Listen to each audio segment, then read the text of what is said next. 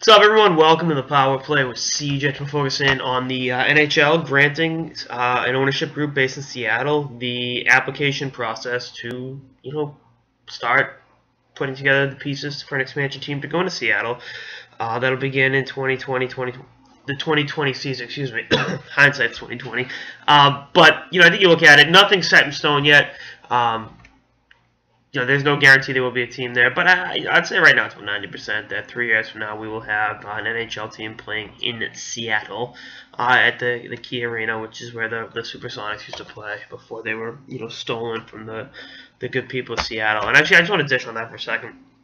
The fact that it got the fact that the NBA allowed the Supersonics to be ripped out of there is just an absolute shame. But it is what it is. Nobody's we're 10 years beyond that, or just 9 years.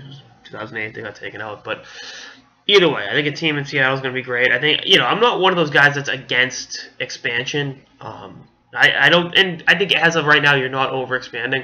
I think because there's enough talented hockey players in the world, you get to build up the game in new markets. Obviously the Thunderbirds are there, but the opportunity to put an NHL team there is going to be great. And hopefully, going back to my point with the Supersonics, I hope the NBA makes a return to Seattle as well, as an aside.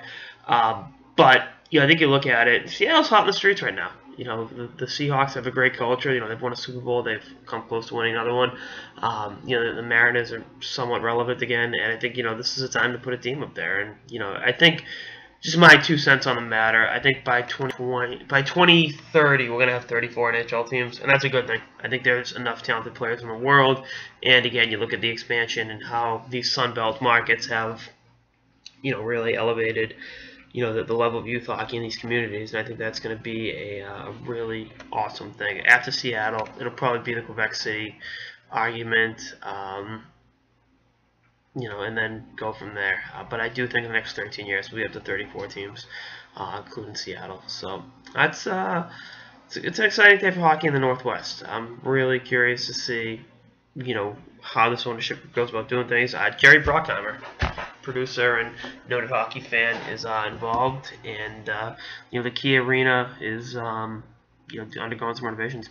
$650 million expansion fee, which is $150 more than Vegas paid. So they must have had I think it was Wyshynski said a coupon of some sort. But according to Bill Daly, it is due to inflation and the different markets. So again, I'm very excited to see what happens with the Seattle NHL team.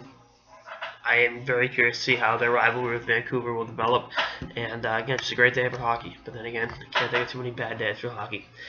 Anyway, that's all I got to episode of the Power Play with CJ. Stay tuned for episodes through the season and beyond. Later, guys.